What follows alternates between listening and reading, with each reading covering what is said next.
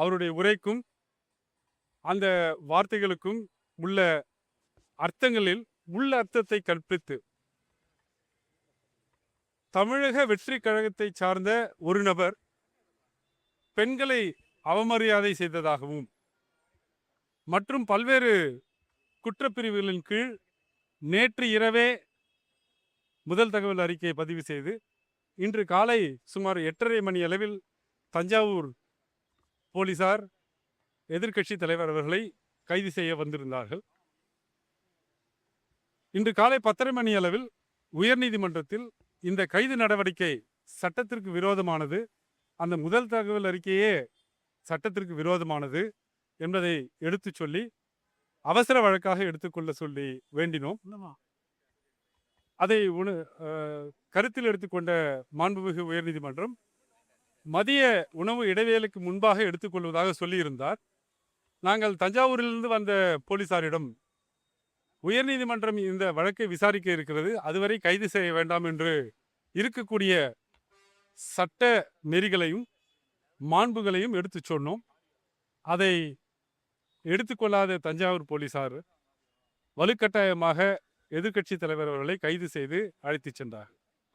இந்த வழக்கு 2:15 மணிக்கு எடுத்துக்கொள்ளப்பட்டது. மதியம் ஒரு மணி அளவில் விசாரணைக்கு எடுத்துக்கொள்ளப்பட்ட போது அரசு தரப்பில் எதிர்க்கட்சி தலைவர் அவர்கள் ஏற்கனவே கைது செய்யப்பட்டு விட்டார், அதனால் முன்ஜாமீன் நிலைக்கத்தக்கதல்ல என்று வாதாடினார்கள். நாங்கள் சென்னை உயர்நீதிமன்றம் எப்படியெல்லாம் மனித உரிமைகளை காக்கக்கூடிய நீதிமன்றம் என்பதை எடுத்து சொல்லி சில நிகழ்வுகளில்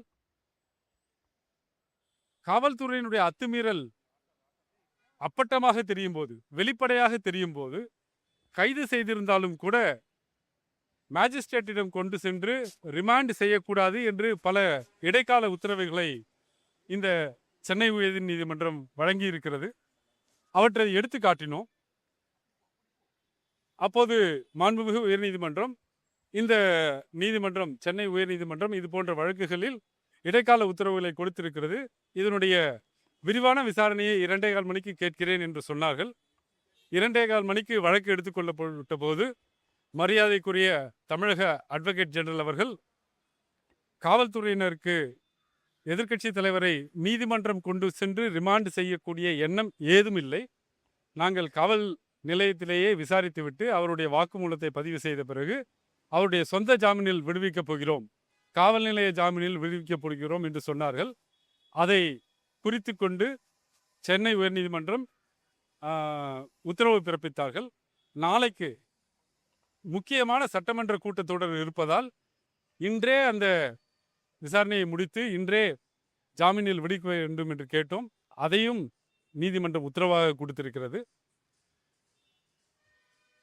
இம்ரான் பிரஜாதிபதி என்ற வழக்கில் மாண்புமிகு உச்ச நீதிமன்றம் பிரிவு 196 வழக்கு பதிவுக்கு முன்பாக ஒரு காவல்துறை ஆய்வாளர் என்னவெல்லாம் செய்ய வேண்டும் என்று ஒரு நீண்ட ஒரு வரையறையை கொடுத்திருக்கிறது.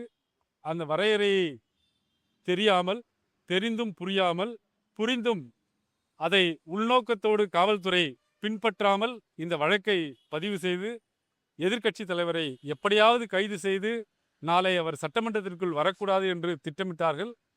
வழக்கம்போல் நீதிமன்ற உத்தரவால் மற்றொரு முறை சர்வாதிகாரம் தமிழ்நாட்டில் தடுக்கப்பட்டிருக்கிறது.